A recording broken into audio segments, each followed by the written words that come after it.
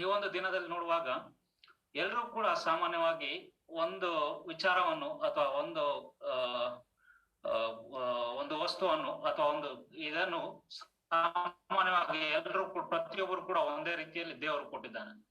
ಅದು ಏನೆಂದಾಗ ಯಾರಾದ್ರೂ ಒಬ್ರು ಹೇಳ್ತೀರಾ? ಜೀವ ಅಲ್ಲ, ಜೀವ ಎಲ್ಲರೂ ಕೂಡ ಒಂದೇ ಜೀವ ಅಂತ ಕೇಳ್ತಾರ. ಬಟ್ ಜೀವ ಬಿಟ್ಟು ಬೇರೆ ಒಂದು ವಿಷಯ, ಬೇರೆ ಒಂದು ವಿಷಯ ಎಲ್ಲರೂ ಕೂಡ ಪ್ರಪಂಚದಲ್ಲಿರುವಂತ ಪ್ರತಿಯೊಬ್ಬ ಮನುಷ್ಯನ ಕೂಡ, ಮೋದಿ ಆಗ್ಲಿ ಅಥವಾ ಯಾರೇ ಒಬಾಮಾ ಆಗ್ಲಿ ಅಥವಾ ಡೊನಾಲ್ಡ್ ಟ್ರಂಪ್ ಆಗ್ಲಿ ಅಥವಾ ನಮಗಾಗ್ಲಿ, ಎಲ್ಲರೂ ಕೂಡ ಒಂದೇ ಒಂದು ವಸ್ತುವನ್ನು ಸಾಮಾನ್ಯವಾಗಿ ದೇವರು ಕೊಟ್ಟಿದ್ದಾನೆ. ಯಾವ್ದೆಂದಾಗ ಯಾರಾದ್ರೂ ಹೇಳ್ತೀರಾ? ಹೃದಯ, ಆತ್ಮ ಬ್ರದರ್. ಅಲ್ಲ ಬ್ರದರ್, ಹೃದಯ ಆತ್ಮ ಅಲ್ಲ. ಸಾಮಾನ್ಯ, ಓಕೆ, ಅದು ಒಂದು. ಬಟ್ ಸಾಮಾನ್ಯವಾಗಿ ಎಲ್ರು ಕೂಡ ಒಂದೇ ಇರ್ತದೆ. ಹೃದಯ ಒಬ್ರಿಗೆ ದೊಡ್ಡ ಇರ್ತದೆ, ಒಬ್ಬರು ಚಿಕ್ಕದಿರ್ತದೆ.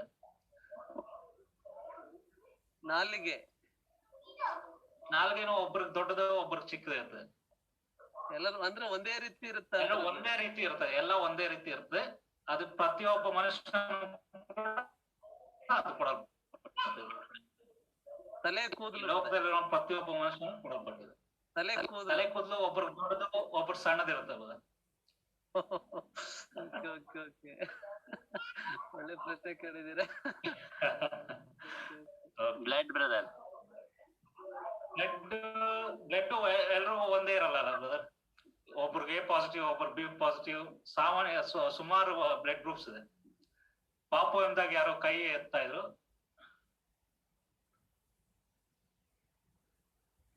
ಹೇಳಿ ಬ್ರದರ್, ಪಾಪು ಅಂತ ಯಾರೋ ಇದಾಗ್ತದೆ ಹೆಸರು.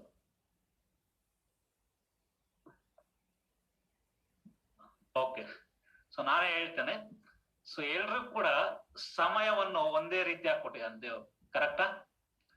ಪ್ರತಿಯೊಬ್ಬರು ಕೂಡ 24 ಗಂಟೆನೆ.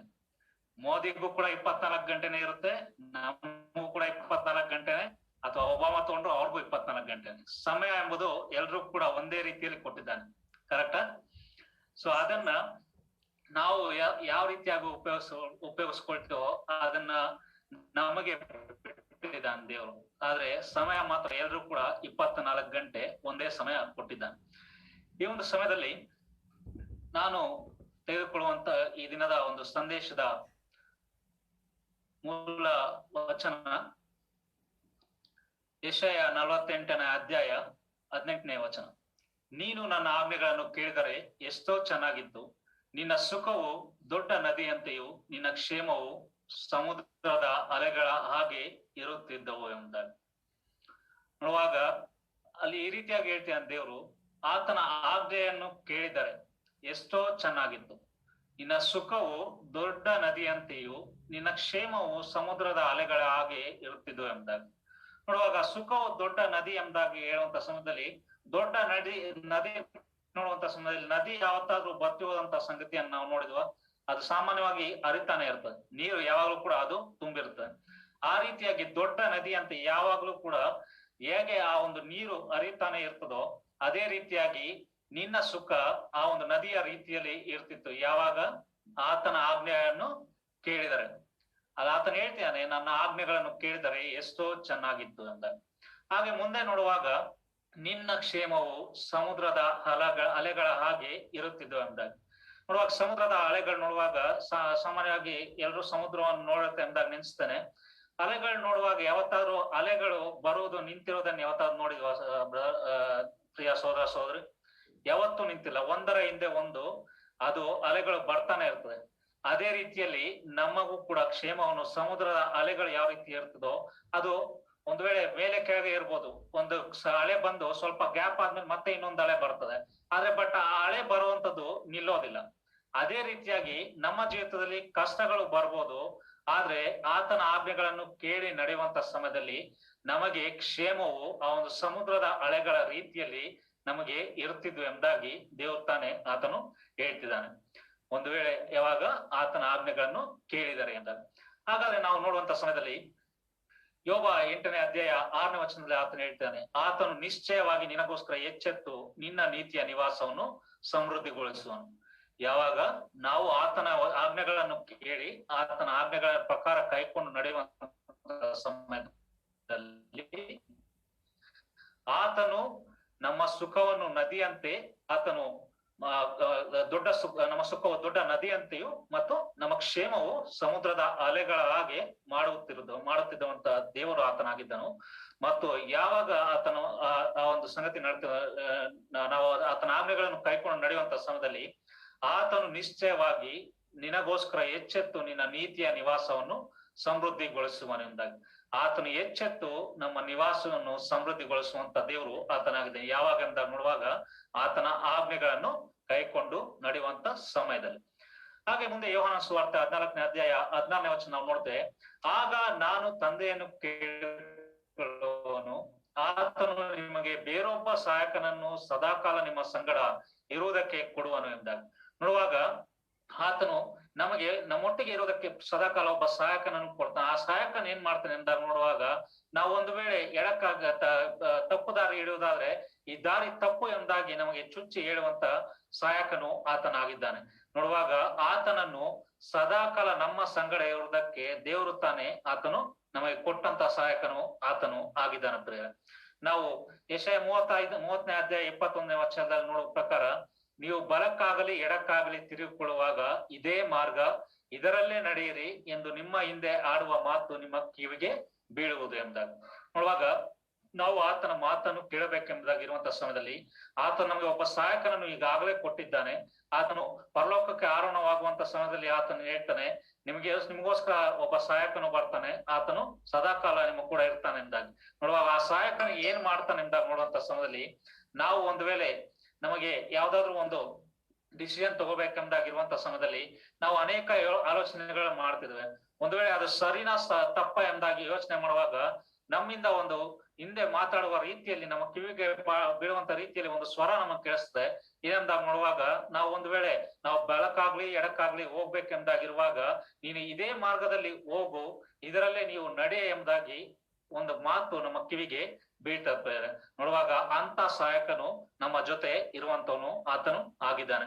ನಾವು ಆ ರೀತಿ ಇರುವಂತ ಸಮಯದಲ್ಲಿ ಆತನ ಕೊಡುವಂತ ಆಜ್ಞೆಗಳನ್ನು ಕೈಕೊಂಡು ನಡೆಯುವಂತ ಸಮಯದಲ್ಲಿ ಆತನು ನಮ್ಮ ಸುಖವನ್ನು ದೊಡ್ಡ ನದಿಯಂತೆ ಮತ್ತು ನಮ್ಮ ಕ್ಷೇಮವನ್ನು ಆತನೇನ್ ಮಾಡ್ತಾನೆ, ಸಮುದ್ರದ ಅಲೆಯೋಪಾದಿಯಲ್ಲಿ ಆತನು ಮಾಡುವಂತವನು ಆಗಿದ್ದಾನೆ. ಪ್ರಿಯರೇ, ನಾವು ಒಂದು ವೇಳೆ ಅದರ ನುಡಿಯನ್ನು ಕೇಳದೆ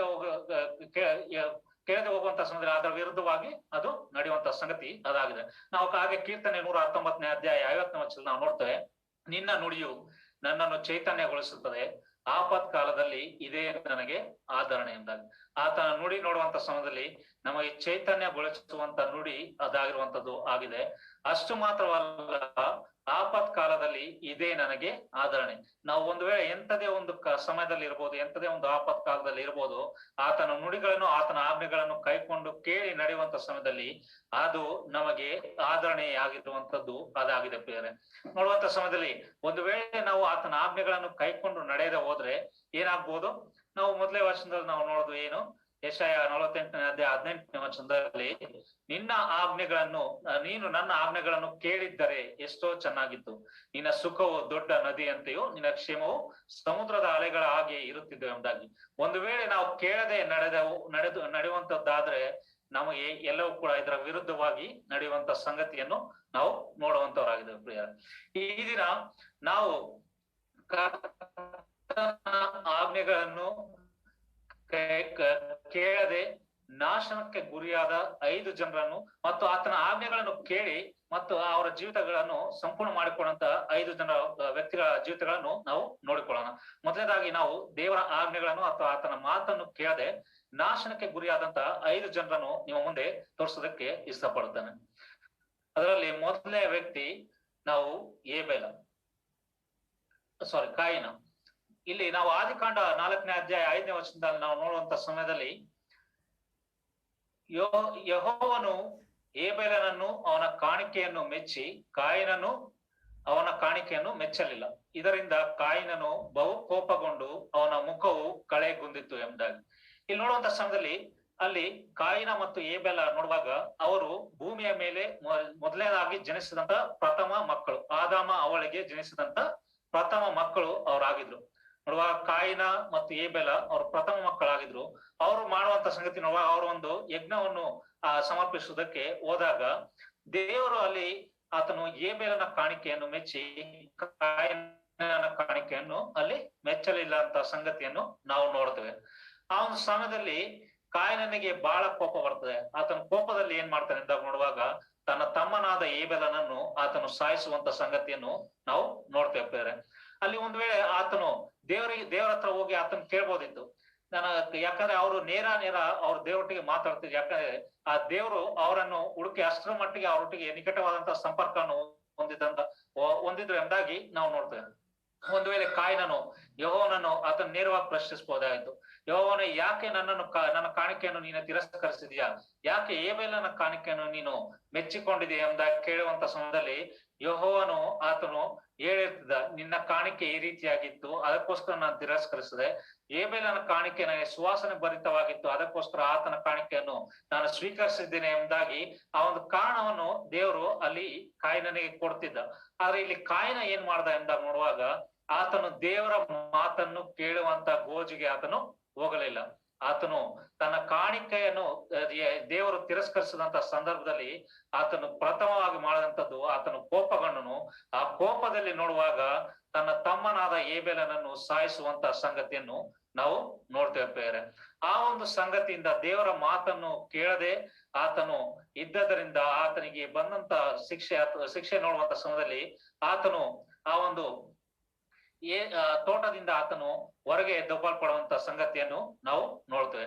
ನಾವು ಆದಿಕಾಂಡ 4ನೇ ಅಧ್ಯಾಯ 14ನೇ ವಚನ ನೋಡುವಾಗ ಈ ರೀತಿಯಾಗಿದೆ, ನೀನು ಈ ಹೊತ್ತು ನನ್ನನ್ನು ಸ್ವದೇಶದಿಂದ ಹೊರಡಿಸುತ್ತೀಯಲ್ಲ, ನಿನ್ನ ಸಾನ್ನಿಧ್ಯವು ತಪ್ಪಿತು, ನಾನು ಲೋಕದಲ್ಲಿ ಅಲೆಯುವವನು ದೇಶಭ್ರಷ್ಟನು ಆಗಬೇಕಾಯ್ತು, ಇದಲ್ಲದೆ ನನ್ನನ್ನು ಕಂಡವರು ಕೊಲ್ಲುವರು ಎಂಬುದಾಗಿ ಎಂದು ಹೇಳಿದನು ಎಂಬುದಾಗಿ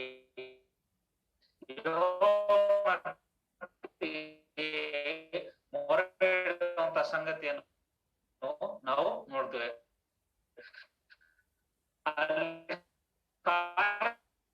ನೋಡುವಾಗ ಆತನು ಒಂದು ವೇಳೆ ಆತನು ಮೊರೆಯಿಡುವ ಬದಲು ಆತನ ಮುಂಚೆ ಏಬೇಲನನ್ನು ಕೊಲ್ಲುವುದಕ್ಕಿಂತ ಮುಂಚೆ ಆತನು ಇಸಕ ಮತ್ತಿಲ್ಲ, ಆದ್ರೆ ಇವರು ನಮಗೆ ಮೂಲಪುತ್ರಗಳಾಗಿ ಇರ್ತಿದ್ರು ಒಂದು ವೇಳೆ ಕಾಯಿನನು ಏಬೇಲನನ್ನು ಕೊಲ್ಲದೆ ಹೋಗಿದ್ರೆ.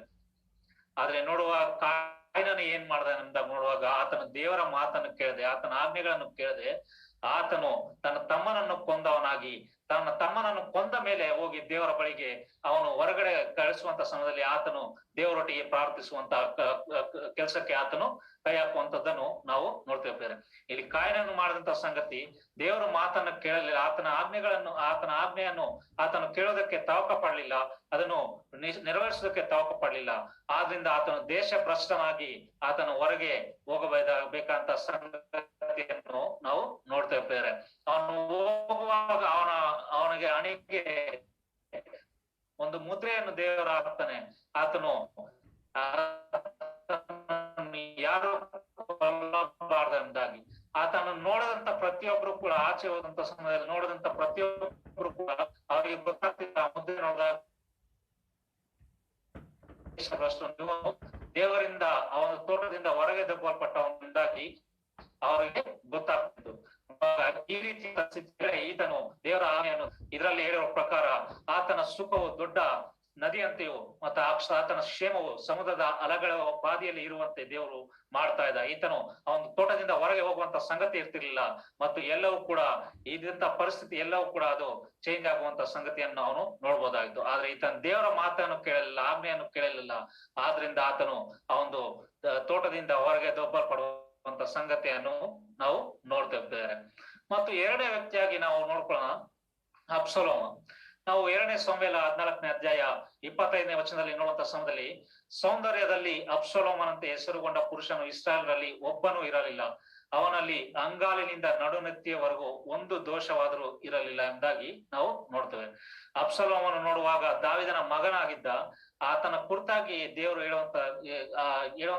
ಹೇಳುವಂತ ಸಂಗತಿ ನೋಡುವಾಗ ಸೌಂದರ್ಯದಲ್ಲಿ ಅಬ್ಸಲೋಮನಂತೆ ಹೆಸರುಗೊಂಡ ಪುರುಷನು ಇಸ್ರಾಯೇಲಲ್ಲಿ ಒಬ್ಬನು ಕೂಡ ಇರ್ಲಿಲ್ಲ ಎಂಬುದಾಗಿ ನಾವು ನೋಡ್ತೇವೆ. ಅಷ್ಟರ ಮಟ್ಟಿಗೆ ಪರ್ಫೆಕ್ಟ್ ಆಗಿ ಆತನನ್ನು ದೇವರು ರೂಪಿಸಿದ. ಆತನ ನಡುನೆತ್ತಿಯಿಂದ ಅಂಗಾಲಿನವರೆಗೂ ನೋಡಿದ್ರು ಕೂಡ ಒಂದೇ ಒಂದು ದೋಷವು ಕೂಡ ಆತನಲ್ಲಿ ಕಾಣಿಸ್ತಿರ್ಲಿಲ್ಲ ಎಂದಾಗಿ ನಾವು ನೋಡ್ತೇವೆ. ಇಷ್ಟರ ಮಟ್ಟಿಗೆ ಸೌಂದರ್ಯವಂತನಾಗಿ ಆತನನ್ನು ರೂಪಿಸಿದಂತ ದೇವ್ರು ನೋಡುವಾಗ ಆತನಿಗೆ ಒಂದು ಯೋಜನೆ ಇಟ್ಟಿರ್ತಿದ್ದ. ಆದ್ರೆ ಇಲ್ಲಿ ಅಬ್ಷಾಲೋಮನ್ ನೋಡುವಂತ ಸೌಂದರ್ಯ ಆತನ ಏನ್ ಮಾಡ್ದ ಎಂದಾಗ ನೋಡುವಾಗ ಆತ ತನ್ನ ತಂದೆಯ ವಿರುದ್ಧವಾಗಿ ಆತನು ತಿರುಗಿ ಬಿದ್ದ. ನೋಡುವಾಗ ನಾವು ಧರ್ಮೋಪದೇಶ ಕಾಂಡ 5ನೇ ಅಧ್ಯಾಯ 14 ವರ್ಷ ನಾವು ನೋಡ್ತೇವೆ. ಅಲ್ಲಿ ಕೊಟ್ಟಂತ ದಶಾಜ್ಞೆಗಳಲ್ಲಿ ಒಂದು ಆಜ್ಞೆ ಏನೆಂದಾಗ ನೋಡುವಾಗ ನಿನ್ನ ದೇವರಾದ ಯೆಹೋವನನ್ನು ಸನ್ಮಾನಿಸಿದರೆ ನಿನ್ನ ದೇವರಾದ ಯೆಹೋವನು ನಿನಗೆ ಅನುಗ್ರಹಿಸಿದ ದೇಶದಲ್ಲಿ ನೀನು ಬಹುಕಾಲ ಇರುವಿ ಮತ್ತು ನಿನಗೆ ಮೇಲಾಗುವುದು ಎಂದಾಗ ನೋಡುವಾಗ ಅಲ್ಲಿದ್ದಂತ ಯೆಹೋವನ ಆಜ್ಞೆಗಳನ್ನು ನೋಡುವಂತ ಸಮಯದಲ್ಲಿ ಅಲ್ಲಿ ಇದ್ದಂತ ಆಜ್ಞೆ ನಿನ್ನ ತಂದೆ ತಾಯಿಗಳನ್ನು ಸನ್ಮಾನಿಸಬೇಕೆಂಬುದಾಗಿ. ಆದ್ರೆ ಇಲ್ಲಿ ಅಬ್ಷಾಲೋಮನು ಏನ್ ಮಾಡ್ದ, ಆತನು ತನ್ನ ತಂದೆಯ ವಿರುದ್ಧವಾಗಿ ತಿರುಗಿ ಬಿಡುವಂತ ಸಂಗತಿಯನ್ನು ನಾವು ನೋಡ್ತೇವೆ. ದೇವರ ಆಜ್ಞೆಗಳನ್ನು ಅನುಸರಿಸದೆ ಆತನ ವಿರುದ್ಧವಾಗಿ ಆತನ ಆಜ್ಞೆಗಳ ವಿರುದ್ಧವಾಗಿ ನಡೆದಂತ ವ್ಯಕ್ತಿಯಾಗಿ ಅಬ್ಷಾಲೋಮನು ಆತನಿರುವಂತ ಸಂಗತಿಯನ್ನು ನಾವು ನೋಡ್ತೇವೆ. ಆ ರೀತಿಯಾಗಿರುವಾಗ ಅಬ್ಷಾಲೋಮನು ನೋಡುವಾಗ ಅವನ ಜೀವಿತ ಯಾವ ರೀತಿಯಾಗಿ ಅಂತ ಆಯ್ತು ಎಂದಾಗ ನೋಡುವಾಗ ಅವನು ಆ ಒಂದು ಅರಣ್ಯದಲ್ಲಿ ಹೋಗುವಂತ ಸಮಯದಲ್ಲಿ ಕುದುರೆ ಮೇಲೆ ಅವನ ತಲೆ ಕೂದಲು ಆ ಒಂದು ಮರಕ್ಕೆ ಸಿಕ್ಕಿ ಹಾಕೊಂಡು ಅವನು ಆ ಒಂದು ತನ್ನ ಜನರಿಂದ ಅವನು ಕೊಲ್ಲಲ್ಪಡುವಂತ ಸಂಗತಿಯನ್ನು ನಾವು ನೋಡ್ತೇವೆ. ಈ ರೀತಿಯಾಗಿ ಆತನ ಬದುಕು ಅಂತ್ಯವಾದಂತ ಸಂಗತಿಯನ್ನು ನಾವು ನೋಡ್ತೇವೆ.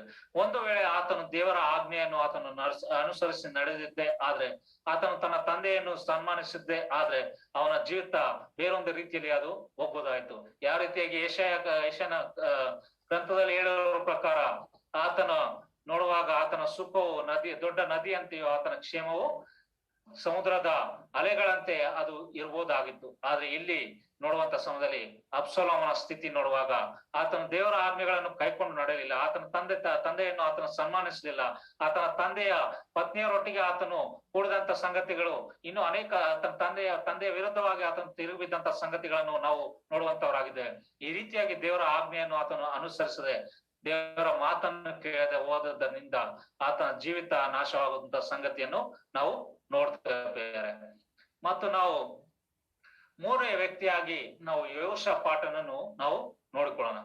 ನಾವು ನೋಡುವಾಗ 2ನೇ ಪೂರ್ವಕಾಲ ವೃತ್ತಾಂತ 20ನೇ ಅಧ್ಯಾಯ 35 ಮತ್ತು 37ನೇ ವಚನ ಓದುವಾಗ ಅಲ್ಲಿ ಈ ರೀತಿಯಾಗಿದೆ. ಯೆಹೂದ್ಯರ ಅರಸನಾದ ಯೆಹೋಷಾಫಾಟನು ಇಸ್ರಾಯೇಲರ ಅರಸನು ಬಹು ದುರಾಚಾರಿಯೂ ಆದ ಅಹಾಜ್ಯನೊಡನೆ ಒಡಂಬಡಿಕೆ ಮಾಡಿಕೊಂಡನು. ಆಗ ಮಾರೇಷ ಊರಿನ ದೋದಾವಾಹುವಿನ ಮಗನಾದ ಎಲಿಯೇಜರನು ಯೆಹೋಷಾಫಾಟನಿಗೆ ವಿರೋಧವಾಗಿ, ನೀನು ಅಹಾಜ್ಯನೊಡನೆ ಒಡಂಬಡಿಕೆ ಮಾಡಿಕೊಂಡದರಿಂದ ಯೆಹೋವನು ನಿನ್ನ ಕೆಲಸವನ್ನು ಹಾಳು ಮಾಡುವನು ಎಂದು ಪ್ರವಾದಿಸಿದನು. ಆ ಹಡಗುಗಳು ಒಡೆದು ಹೋದರಿಂದ ತಾರ್ಷೀಷಿಗೆ ಹೊರಡಲೇ ಇಲ್ಲ ಎಂಬುದಾಗಿ ನಾವು ನೋಡ್ತೇವೆ. ಯೆಹೋಷಾಫಾಟನ್ನು ನೋಡುವಂತ ಸಮಯದಲ್ಲಿ ಆತನು ಪಟ್ಟಕ್ಕೆ ಬಂದು 25 ವರ್ಷಗಳು ಆತನ ಆಳ್ವಿಕೆಯನ್ನು ಮಾಡದಂತ ಸಂಗತಿಯನ್ನು ನಾವು ಇಂದಿನ ವಾಕ್ಯಗಳಲ್ಲಿ ನಾವು ನೋಡ್ತಾ ಬರ್ತೇವೆ. ಆತನು ಪಟ್ಟಕ್ಕೆ ಬಂದಾಗ ಆತನು ಕೂಡ ಆತನ ತಂದೆಯ ರೀತಿಯಲ್ಲಿ ದೇವರಿಗೆ ಭಯಪಡುವಂತವನಾಗಿ ಆತನು ಪ್ರತಿಯೊಂದು ವಿಷಯದಲ್ಲೂ ಕೂಡ ದೇವರ ಒಟ್ಟಿಗೆ ಆತನು ಮಾತಾಡುತ್ತಾ ಆತನ ಒಂದು ಆಜ್ಞೆಗಳನ್ನು ಕೇಳ್ತಾ ಆತನು ನಡೀತಾ ಇದ್ದ. ಆದ್ರೆ ಈ ಒಂದು ಸಮಯದಲ್ಲಿ ನೋಡುವಾಗ ಆತನ ಏನ್ ಮಾಡ್ತಾನೆ, ದೇವರಿಗೆ ವಿರುದ್ಧವಾಗಿ ಆತನ ಆಜ್ಞೆಗೆ ವಿರುದ್ಧವಾಗಿ ಆತನು ಅಹಾಜ್ಯನೊಡನೆ ಒಡಂಬಡಿಕೆ ಮಾಡುವಂತ ಸಂಗತಿಯನ್ನು ನಾವು ನೋಡ್ತೇವೆ. ಅಹಾಜನು ಯಾರೆಂದ ನೋಡುವಾಗ ಆತನು ಇಸ್ರಾಯೇಲರ ಅರಸನಾತನಾಗಿದ್ದ. ಈ ಒಂದು ಸಂಗತಿಯನ್ನು ದೇವರು ಆತನ ಹೇಳಿರ್ಲಿಲ್ಲ. ನೀನು ಆತನೊಟ್ಟಿಗೆ ಹೋಗಿ ಒಡಂಬಡಿಕೆ ಮಾಡ್ಕೊ ಎಂಬುದಾಗಿ ದೇವರು ಯೆಹೋಷಾಫಾಟನಿಗೆ ಹೇಳಲಿಲ್ಲ. ಆದ್ರೆ ಯೆಹೋಷಾಫಾಟನು ಆತನು ಮನುಷ್ಯರ ಆಲೋಚನೆ ಮೇರೆಗೆ ಆತನೊಟ್ಟಿಗೆ ಹೋಗಿ ಆತನ ಒಡಂಬಡಿಕೆ ಮಾಡ್ಕೊಳ್ಳುವಂತ ಸಂಗತಿಯನ್ನು ನಾವು ನೋಡ್ತೇವೆ. ಅದಕ್ಕೆ ಆತನಿಗೆ ಬಂದಂತ ಒಂದು ಉತ್ತರ ನೋಡುವಾಗ ದೇವರು ಆತನಿಗೆ ಹೇಳಿ ಕಳಿಸ್ತಾನೆ, ನೀನು ಒಡಂಬಡಿಕೆ ಮಾಡಿಕೊಂಡದ್ದರಿಂದ ಯೆಹೋವನು ನಿನ್ನ ಹೊರಡಲೇ ಇಲ್ಲ ಎಂದಾಗಿ ನೋಡುವಾಗ ಆತನ ದೇವರ ಆಜ್ಞೆಗೆ ವಿರುದ್ಧವಾಗಿ ಆತನ ಕೆಲಸ ಮಾಡೋದಕ್ಕೆ ಪ್ರಾರಂಭ ಮಾಡ್ದ. ಅದು ದೇವರ ಆಜ್ಞೆಗೆ ವಿರುದ್ಧವಾದ್ರಿಂದ ದೇವರು ಆ ಕೆಲಸವನ್ನು ಮುಂದಕ್ಕೆ ಹೋಗೋದಕ್ಕೆ ಬಿಡ್ಲಿಲ್ಲ. ಅಲ್ಲಿ ಯೆಹೋಷಾಫಾಟನಿಗೆ ಅಲ್ಲಿ ಸ್ವಾರ್ಥ ಸಂಗತಿಯನ್ನು ನಾವು ನೋಡ್ತೇವೆ. ಅಲ್ಲಿ ಕೂಡಿದಂತ ಯುದ್ಧ ವೀರರು ಅಥವಾ ಸೈನಿಕರು ಯಾರು ಕೂಡ ಆ ಒಂದು ತಾರ್ಷೀಷ್ಗೆ ಹೊರಡಲೇ ಇಲ್ಲ. ಯಾಕೆಂದಾಗ ನೋಡುವಾಗ ಆ ಹಡಗುಗಳು ಒಡೆದು ಹೋದದ್ದರಿಂದ ಎಂಬುದಾಗಿ. ಒಂದು ವೇಳೆ ಯೆಹೋಷಾಫಾಟನು ಆತನು ದೇವರ ಆಜ್ಞೆಗಳನ್ನು ಕೇಳಿ ಆತನ ಮುಂದಕ್ಕೆ ನಡೆದಿದ್ದ ಆದ್ರೆ ದೇವರು ಆತನಿಗೆ ಮೊದಲೇ ಹೇಳ್ತಿದ್ದ, ಈ ರೀತಿಯಾಗಿ ಹೋಗ್ಬೇಡ ಅಥವಾ ಹೋಗು ಎಂಬುದಾಗಿ. ಯಾಕಂದ್ರೆ ಆತನು ಮೊದಲು ಅದೇ ಕೆಲಸ ಮಾಡ್ತಿದ್ದ. ದೇವರ ಆಜ್ಞೆಗಳನ್ನು ಕೇಳಿ ಆತನು ನಡೀತಾ ಇದ್ದ. ಆದ್ರೆ ಈ ಒಂದು ಸಮಯದಲ್ಲಿ ನೋಡುವಾಗ ಆತನ ಆಜ್ಞೆಗೆ ವಿರುದ್ಧವಾಗಿ ಹೋದಂತ ಸಮಯದಲ್ಲಿ ಆತನು ಆ ಒಂದು ಸೋಲನ್ನು ಅನುಭವಿಸಿದಂತ ಸಂಗತಿ ನಾವು ನೋಡುವಂತವ್ರು ಆಗಿದ್ದೇವೆ. ಒಂದು ವೇಳೆ ಆತನು ದೇವರ ಆಜ್ಞೆಯನ್ನು ಅನುಸರಿಸದೆ ಆದ್ರೆ ಆತನ ಯೆಶಾಯನ ಗ್ರಂಥದಲ್ಲಿ ಬರೆದ ಪ್ರಕಾರ ಆತನ ಸುಖವು ನೋಡುವಾಗ ದೊಡ್ಡ ನದಿಯಂತೆ, ಆತನ ಕ್ಷೇಮವು ನೋಡುವಾಗ ಸಮುದ್ರದ ಅಲೆಯೋಪಾದಿಯಲ್ಲಿ ಇರ್ಬೋದಾಗಿತ್ತು. ಆದ್ರೆ ನೋಡುವಂತ ಸಮಯದಲ್ಲಿ ಈತನು ದೇವರ ಆಜ್ಞೆಗೆ ವಿರುದ್ಧವಾಗಿ ಆತನ ನಡೆದ್ರಿಂದ ಆತನು ಅಂದುಕೊಂಡಂತ ಕಾರ್ಯ ಯಾವುದು ಕೂಡ ಆಗ್ಲಿಲ್ಲ, ಎಲ್ಲವೂ ಕೂಡ ನಿಷ್ಫಲವಾಗಿ ಅದು ಹೋಗುವಂತ ಸಂಗತಿಯನ್ನು ನಾವು ನೋಡ್ತೇವೆ ಬೇರೆ. ಮತ್ತು 4ನೇ ವ್ಯಕ್ತಿಯಾಗಿ ನಾವು ನೋಡ್ಕೊಳ್ಳೋಣ ಸೌಲನು ನೋಡುವಂತ ಸಮಯದಲ್ಲಿ ಇಸ್ರಾಯೇಲ್ಗೆ ಪ್ರಥಮ ಅರಸನು ಆತನು ಆಗಿದ ಬೇರೆ. ಇಸ್ರಾಯೇಲ್ ನೋಡುವಂತ ಸಮಯದಲ್ಲಿ ಪ್ರಥಮ ಅರಸನಾಗಿ ಬಂದಂತ ಸೌಲನು ಆತನು ದೇವರ ವಿರುದ್ಧವಾಗಿ, ಆತನು ಹೇಳಿದಂತ ಮಾತಿಗೆ ವಿರುದ್ಧವಾಗಿ ಕಾರ್ಯಗಳನ್ನು ಮಾಡುವಂತ ಸಂಗತಿಯನ್ನು ನಾವು ನೋಡ್ತೇವೆ. ನಾವು 1 ಸಮುವೇಲ 15ನೇ ಅಧ್ಯಾಯ 19-20ನೇ ವಚನ ನೋಡುವಾಗ, ಆದರೆ ನೀನು ಯೆಹೋವನ ಮಾತನ್ನು ಕೇಳದೆ ಕೊಳ್ಳೆಗಾಗಿ ಎರಗಿ ಆತನಿಗೆ ದ್ರೋಹ ಮಾಡಿದ್ದೇಕೆ ಅಂದನು. ಆಗ ಸೌಲನು ಸಮುವೇಲನಿಗೆ, ಏನು ನಾನು ಯೆಹೋವನ ಮಾತನ್ನು ಕೇಳಲಿಲ್ಲವೋ?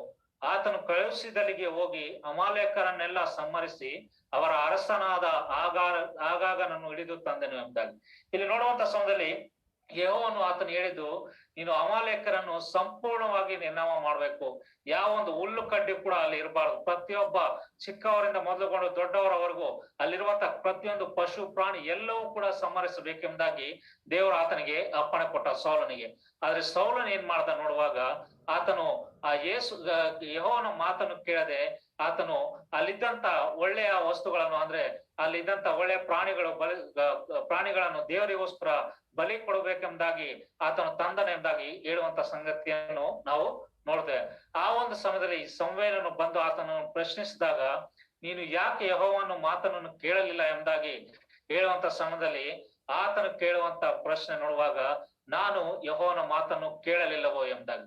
ಆತನಿಗೆ ಗೊತ್ತು ಆತನ ಆಜ್ಞೆಯನ್ನು ಮೀರಿದ್ದಾನೆ ಎಂಬುದಾಗಿ. ಆದ್ರೂ ಕೂಡ ಸೌಲನು ನೋಡುವಾಗ ಆತನ ಅಲ್ಲಿ ಕೇಳುವಂತ ಪ್ರಶ್ನೆ, ನಾನೇನು ಯೆಹೋವನ ಮಾತನ್ನು ಕೇಳಲಿಲ್ವಾ ಎಂಬುದಾಗಿ ಸಮುವೇಲನಿಗೆ ಪ್ರಶ್ನಿಸುವಂತದನ್ನು ನಾವು ನೋಡ್ತೇವೆ. ಒಂದು ವೇಳೆ ಆತನು ಅಲ್ಲಿ ಈ ರೀತಿಯಾಗಿ ನಾನು ಆತನ ಮಾತನ್ನು ಕೇಳಿಲ್ಲ, ನನ್ನನ್ನು ಕ್ಷಮಿಸಿ ಎಂಬುದಾಗಿ ಕೇಳಿದ್ರೆ, ಒಂದು ವೇಳೆ ದೇವರು ಕ್ಷಮಾಪೂರ್ಣ ಆದ್ರಿಂದ ಆತನ ಕ್ಷಮಿಸಿರ್ಬೋದು. ಆದ್ರೆ ಇಲ್ಲಿ ನೋಡುವಾಗ ಆತನು ತಪ್ಪು ಮಾಡಿ ಕೂಡ ಆತನು ಹೇಳುವಂತ ಮಾತು, ನಾನು ಯೆಹೋವನ ಮಾತನ್ನು ಕೇಳಲಿಲ್ಲವೋ ಎಂಬುದಾಗಿ ಮರು ಪ್ರಶ್ನೆ ಮಾಡುವಂತ ಸಂಗತಿಯನ್ನು ನಾವು ನೋಡ್ತೇವೆ. ಅಲ್ಲಿ ನೋಡುವಾಗ ಅದೇ ಒಂದು ಸಮಯದಲ್ಲಿ ಆ ಒಂದು ಇಸ್ರಾಯೇಲ್ನ ಸಿಂಹಾಸನವು ಆತನಿಂದ ತೆಗೆಯಲ್ಪಡುವಂತ ಸಂಗತಿಯನ್ನು ನಾವು ನೋಡ್ತೇವೆ.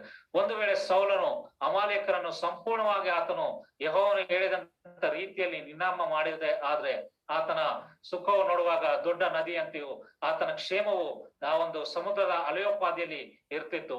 ಆತನು ಇಸ್ರಾಯೇಲ್ ರಾಜನಾಗಿ ಮುಂದೆ ಇನ್ನೂ ಅನೇಕ ವರ್ಷಗಳ ಆಳ್ವಿಕೆಯನ್ನು ನಡೆಸುವಂತ ಸಂಗತಿ ಇರ್ತಿತ್ತು. ಆದ್ರೆ ನೋಡುವಾಗ ಸೌಲನು ನೋಡುವಂತ ಸಮಯದಲ್ಲಿ ಯೆಹೋವನ ಆಜ್ಞೆಯನ್ನು ಕೇಳಲಿಲ್ಲ, ಆತನ ಮಾತನ್ನು ತಿರಸ್ಕರಿಸಿ ಆತನ ವಿರುದ್ಧವಾಗಿ ನಡೆದಿದ್ದರಿಂದ ಇಸ್ರಾಯೇಲನ ರಾಜ್ಯ ಆತನಿಂದ ಕಿತ್ತು ಹಾಕಲ್ಪಟ್ಟಂತ ಸಂಗತಿಯನ್ನು ನಾವು ನೋಡ್ತೇವೆ ಬೇರೆ.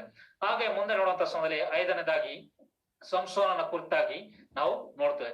ನಾವು ನ್ಯಾಯಸ್ಥಾಪಕರು 13ನೇ ಅಧ್ಯಾಯ 5ನೇ ವಚನ ನೋಡುವಾಗ ಅಲ್ಲಿ ಈ ರೀತಿಯಾಗಿ ಬರೆಯಲ್ಪಟ್ಟಿದೆ, ನೀನು ಗರ್ಭವತಿಯಾಗಿ ಇರುವ ಮಗನ ತಲೆಯ ಮೇಲೆ ಕ್ಷೌರದ ಕತ್ತಿಯನ್ನು ಉಪಯೋಗಿಸಲೇಬಾರದು.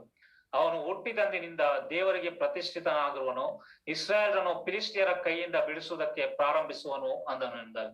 ನೋಡುವಾಗ ಸಂಸೋನನ ತಂದೆ ತಾಯಿಗಳಿಗೆ ದೇವದೂತನು ಅಲ್ಲಿ ಪ್ರತ್ಯಕ್ಷನಾಗಿ ಆತನು ಹೇಳ್ತಾನೆ, ನೀವು ಆತನ ತಲೆಯ ಮೇಲೆ ಕ್ಷೌರದ ಕತ್ತಿಯನ್ನೇ ಉಪಯೋಗಿಸಬಾರ್ದು, ಆತನ ತಲೆ ಕೂದನ್ನು ನೀವು ಕ್ಷೌರ ಮಾಡ್ಲೇಬಾರ್ದು. ಯಾಕೆಂದಾಗ ನೋಡುವಾಗ ಆತನು ಹುಟ್ಟಿದಂದಿನಿಂದ ದೇವರಿಗೆ ಪ್ರತಿಷ್ಠನಾಗಿರುವನು, ಇಸ್ರಾಯೇಲರನ್ನು ಫಿಲಿಷ್ಟಿಯರ ಕೈಯಿಂದ ಬಿಡಿಸುವುದಕ್ಕೆ ಆತನು ಪ್ರಾರಂಭಿಸುವನು ಎಂದಾಗಿ ಅಲ್ಲಿ ದೇವದೂತನ ಒಂದು ಶಬ್ದ ಆಜ್ಞೆ ಬರುವಂತ ಸಂಗತಿಯನ್ನು ನಾವು ನೋಡ್ತೇವೆ. ಮುಂದೆ ನೋಡುವಂತ ಸಮಯದಲ್ಲಿ ಸಂಸೋನ ಮಾಡಿದಂತ ಕಾರ್ಯ ಏನು? ನ್ಯಾಯಸ್ಥಾಪಕರು 14ನೇ ಅಧ್ಯಾಯ 1-2 ವಚನ ನಾವು ನೋಡ್ತೇವೆ.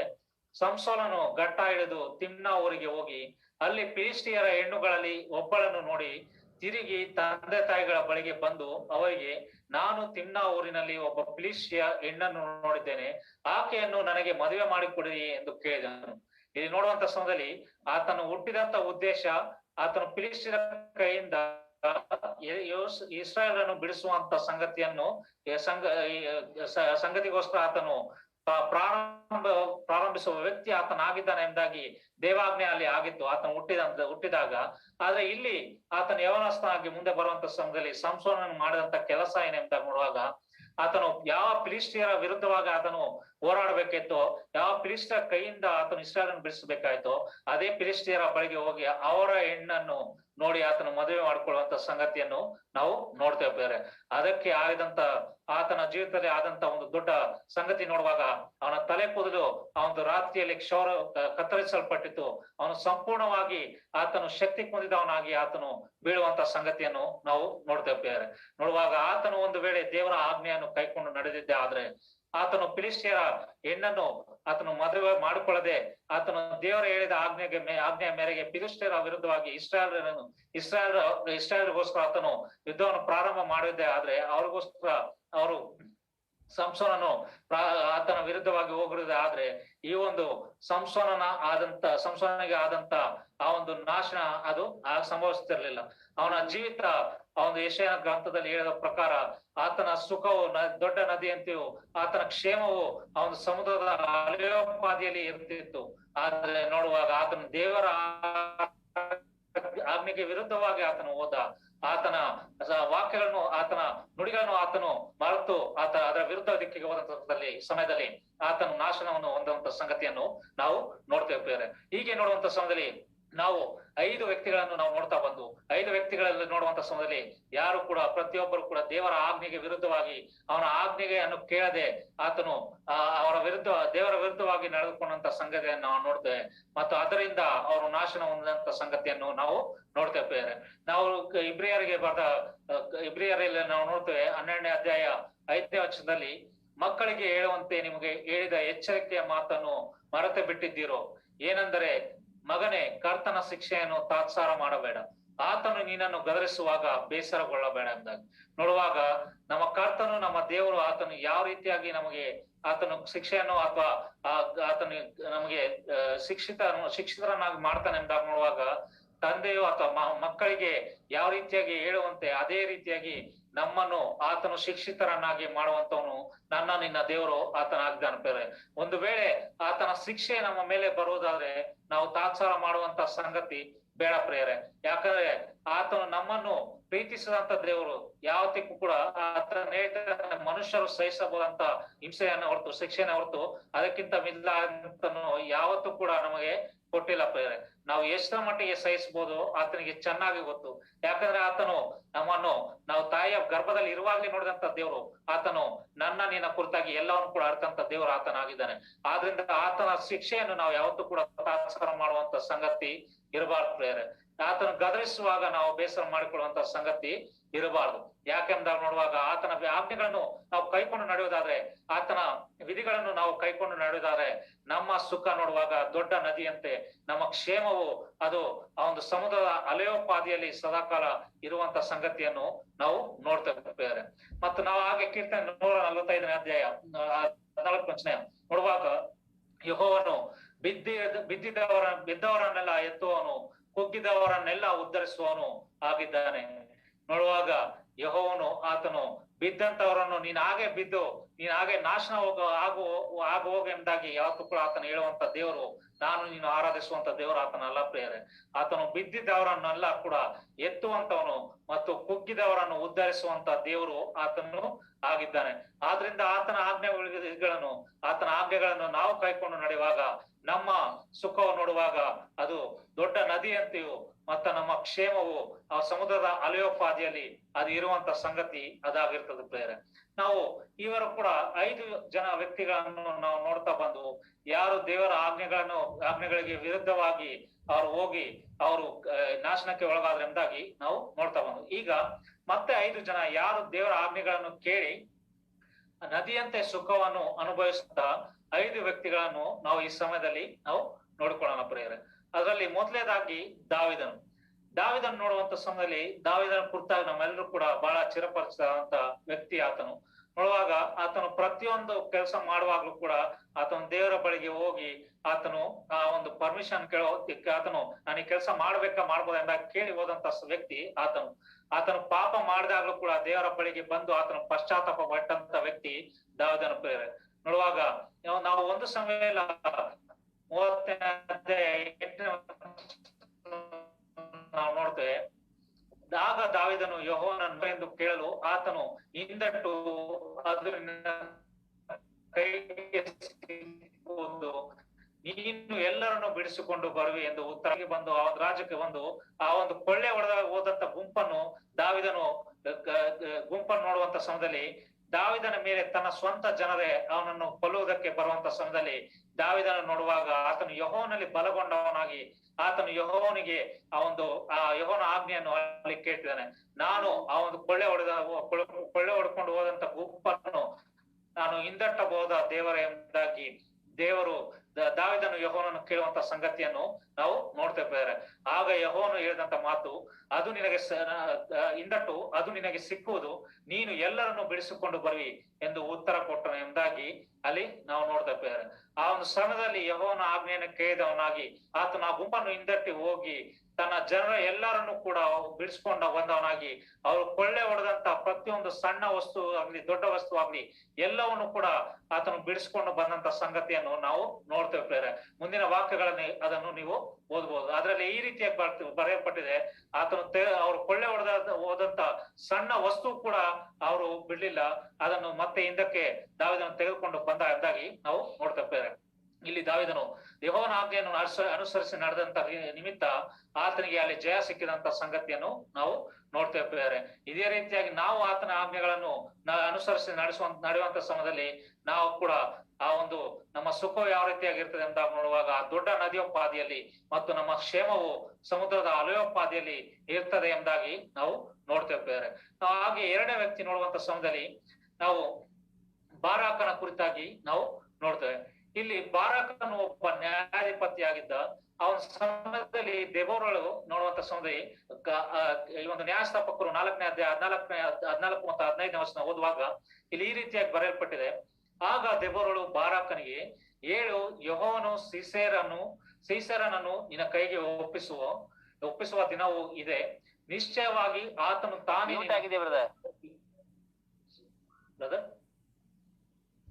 ಆತನು ತಾನೇ ನಿನ್ನ ಮುಂದಾಗಿ ಯುದ್ಧಕ್ಕೆ ಹೊರಡುವನು ಅನ್ನಲು ಬಾರಾಕನು ಬೇಗನೆ 10,000 ಜನರ ಸಹಿತವಾಗಿ ತಾಬೋರ್ ಬೆಟ್ಟದಿಂದ ಇಳಿದು ಯೆಹೋವನು ಸೀಸೆರನನ್ನು ಅವನ ಎಲ್ಲಾ ಸೈನ್ಯ ರಥಗಳ ಮ್ಯೂಟ್ ಆದಂಗಿದೆ ನೋಡಿ ಮೈಕ್. ಇಲ್ಲ ಬ್ರದರ್ ಚೆನ್ನಾಗಿದೆ. ನಿಮ್ದು ನೆಟ್ವರ್ಕ್ ಪ್ರಾಬ್ಲಮ್ ಇರ್ಬೇಕು ಬ್ರದರ್. ನಿಮ್ದು ನೆಟ್ವರ್ಕ್ ಪ್ರಾಬ್ಲಮ್ ಇದೆ ಅನ್ಸುತ್ತೆ ರಾಜೇಂದ್ರ ಬ್ರದರ್. ಹಾ ಬ್ರದರ್ ನಿಮ್ದು ನೆಟ್ವರ್ಕ್ ಪ್ರಾಬ್ಲಮ್ ಇದೆ ಬ್ರದರ್. ಪ್ರದೀಪ್ ಬ್ರದರ್,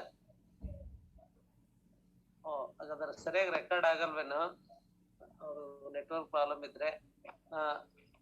ಬ್ರದರ್ ಮಾತಾಡಿ ಬ್ರದರ್ ಕಿರಣ್. ಓಕೆ ಸರಿ ಕಂಟಿನ್ಯೂ. ಸೊ ಇಲ್ಲಿ ನಾವು ನೋಡುವಂತ ವ್ಯಕ್ತಿ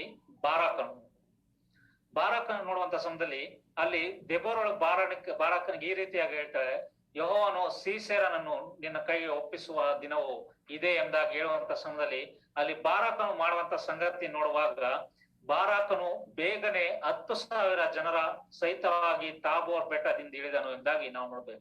ಅಲ್ಲಿ ದೆಬೋರಳು ಹೇಳಿದಂತ ಸಮಯದಲ್ಲಿ ಆಡಿಯೋ ಬರ್ತಿದ್ಯಾ? ಆಗಿಲ್ಲ ಇಲ್ಲ ಕೇಳಿಸ್ತಿದ್ಯಾ ಬರ? Okay carry on. ಅವ್ರು ಮೆಸೇಜ್ ಮಾಡಿದೀನಿ ಮಾತಾಡಿರ್ತದೆ. Okay fine. ಪ್ರಾಬ್ಲಮ್ ಇದೆ. ಇಲ್ಲಿ ನೋಡುವಂತ ಸಮಯದಲ್ಲಿ ಬಾರಾಕನು ದೆಬೋರಳು ಆ ಒಂದು ಸಂಗತಿಯನ್ನು ಹೇಳಿದಂತ ತಕ್ಷಣ ಅಲ್ಲಿ ನೋಡುವಾಗ ಬಾರಾಕನು ಬೇಗನೆ 10,000 ಜನರ ಸಹಿತವಾಗಿ ಎಂಬುದಾಗಿ ನಾವು ನೋಡ್ತೇವೆ. ಬೇಗನೆ ಎಂಬ ಪದ ಅಲ್ಲಿ ಉಪಯೋಗಿಸಲ್ಪಡುತ್ತದೆ. ಅಲ್ಲಿ ನೋಡುವಾಗ ಬಾರಾಕನು ಆತನು ದೆಬೋರಳಿಗೆ ಮತ್ತೆ ಪ್ರಶ್ನೆ ಕೇಳಿಲ್ಲ. ಹೌದು ನಿಜವಾಗ್ಲೂ ದೇವರು ನಾನು ಕೂಡ ಇದ್ದಾನ, ನಾನು ಯುದ್ಧಕ್ಕೆ ಹೊರಡ್ಬೋದು ಎಂದಾಗ ಮತ್ತೆ ಪ್ರಶ್ನೆ ಕೇಳಿಲ್ಲ. ಆದ್ರೆ ದೆಬೋರಳು ಹೇಳಿದಂತ ಅದೇ ಒಂದು ಕ್ಷಣದಲ್ಲಿ ಆತನು ಆ ಒಂದು ತನ್ನ ಸೈನ್ಯವನ್ನು 10,000 ಜನರ ಸಹಿತವಾಗಿ ಆತನು ತೆಗೆದುಕೊಂಡು ಯುದ್ಧಕ್ಕೆ ಹೋಗುವಂತ ಸಂಗತಿಯನ್ನು ನಾವು ನೋಡ್ತೇವೆ. ಆ ಒಂದು ಸಂಗತಿಯಿಂದ ನೋಡುವಾಗ ಬಾರಾಕನಿಗೆ ಸೀಸೆರನನ್ನು ಮತ್ತು ಅವನ ಎಲ್ಲಾ ಸೈನ್ಯ ರಥಗಳನ್ನು ಅಲ್ಲಿ ದೇವರು ಗಲಿಬಿಡಿಪಡಿಸಿ ಬಾರಾಕನ ಕತ್ತಿಗೆ ಬಲಿ ಕೊಡುವಂತ ಸಂಗತಿಯನ್ನು ನಾವು ನೋಡ್ತೇವೆ. ಇಲ್ಲಿ ನೋಡುವಾಗ ಅಲ್ಲಿ ಬಾರಾಕನು ಯೆಹೋವನ ಆಜ್ಞೆಯನ್ನು ಕೇಳಿದ ನಿಮಿತ್ತ ಅವನಿಗೆ ಅಲ್ಲಿ ಜಯ ಉಂಟಾಗುವಂತ ಸಂಗತಿಯನ್ನು ನಾವು ನೋಡ್ತೇವೆ. ಇದು ಯೆಹೋವನ ಆಜ್ಞೆಯನ್ನು ಕೇಳಿದ ನಿಮಿತ್ತ ಬಾರಾಕನಿಗೆ ಉಂಟಾದಂತ ಜಯ ಇದಾಗಿದೆ. ಸಮಯ ಜಾಸ್ತಿ ಹೋಗ್ತದೆ, ಆದ್ರಿಂದ ನಾನು ಬೇಗ ಹೋಗ್ತೇನೆ. ಮತ್ತೆ ಮೂರನೇ ವ್ಯಕ್ತಿ ನೋಡುವಾಗ ನಾವು ಯೆಹೋಶುವನ ಕುರಿತಾಗಿ ನಾವು ನೋಡ್ತೇವೆ. ಯೆಹೋಶುವ 1ನೇ ಅಧ್ಯಾಯ 9ನೇ ವಚನ ನಾವು ನೋಡುವಾಗ ಅಲ್ಲಿ ಈ ರೀತಿಯಾಗಿದೆ, ನಾನು ನಿನಗೆ ಆಜ್ಞಾಪಿಸಿದ್ದನ್ನೆಲ್ಲ ಸ್ಥಿರಚಿತ್ತನಾಗಿರು, ಧೈರ್ಯದಿಂದಿರು, ಅಂಜಬೇಡ, ಕಳವಳಗೊಳ್ಳಬೇಡ. ನೀನು ಹೋಗುವಲ್ಲೆಲ್ಲ ನಿನ್ನ ದೇವರಾದ ಯೆಹೋವನು ನಿನ್ನ ಸಂಗಡ ಇರುತ್ತಾನೆ ಎಂಬುದಾಗಿ ಹೇಳುವಂತ ಸಂಗತಿಯನ್ನು ನಾವು ನೋಡ್ತೇವೆ. ಯೆಹೋಶುವನಿಗೆ ದೇವರು ಹೇಳಿದಂತ ಮಾತು ಇದಾಗಿದೆ ಬೇರೆ, ನಾನು ನಿನಗೆ ಆಜ್ಞಾಪಿಸಿದ್ದೇನಲ್ಲ. ಆತನ ಹೇಳ್ತಿದ್ದಾನೆ, ನೀನು ಸ್ಥಿರಚಿತ್ತನಾಗಿರೋ, ಧೈರ್ಯದಿಂದರು, ನೀನು ಅಂಜಬೇಡ, ಕಳವಳಗೊಳ್ಳಬೇಡ ಅಂತ ಹೇಳುವಾಗ ಯೆಹೋಶುವನು ದೇವರ ವಿಧಿಗೆ, ಆತನ ಮಾತಿಗೆ ವಿಧೇಯನಾಗುವಂತ ಸಂಗತಿಯನ್ನು ನಾವು ನೋಡ್ತೇವೆ. ಆ ರೀತಿಯಾಗಿ ವಿಧೇಯನಾದಂತ ಸಂಗತಿಯಿಂದ ಆತನು ಆತನ ಹೇಳ್ತಿದ್ದಾನೆ, ನೀನು ಹೋಗುವಲ್ಲೆಲ್ಲ ನಿನ್ನ ದೇವರಾದ ಯೆಹೋವನು ನಿನ್ನ ಸಂಗಡ ಇರುತ್ತಾನೆ ಎಂಬುದಾಗಿ ಹೇಳುವಾಗ ಯೆಹೋಶುವನು ಹೋಗುವಂತ ಪ್ರತಿಯೊಂದು ಸ್ಥಳದಲ್ಲೂ ಕೂಡ ದೇವರು ಆತನ ಸಂಗಡ ಇದ್ದುಕೊಂಡವನಾಗಿ ಆತನ ಪ್ರತಿಯೊಂದು ಯುದ್ಧದಲ್ಲೂ ಕೂಡ ಜಯವನ್ನು ಕೊಡುವಂತ ಸಂಗತಿಯನ್ನು ನಾವು ನೋಡ್ತೇವೆ. ಆದ್ರಿಂದ ಯೆಹೋಶುವನು ಹೇಳುವಂತ ಮಾತು ಏನೆಂದಾಗ ನೋಡುವಾಗ ಆತನು ಯೆಹೋಶುವ 24ನೇ ಅಧ್ಯಾಯ 15ನೇ ವಚನದಲ್ಲಿ ಆತನು ಹೇಳ್ತಾನೆ, ನಾನು ನನ್ನ ಮನೆಯವರು ಯೆಹೋವನನ್ನೇ ಸೇವಿಸು ಎಂಬುದಾಗಿ. ಆತನ ಈ ರೀತಿಯಾಗಿ ಹೇಳುವಾಗ ನೋಡುವಾಗ ಆತನ ಇಸ್ರಾಯೇಲ್ ಎಲ್ಲರ ಮುಂದೆ ಕೂಡ ಈ ಒಂದು ಮಾತನ್ನು ಹೇಳುವಂತವನಾಗಿದ್ದಾನೆ.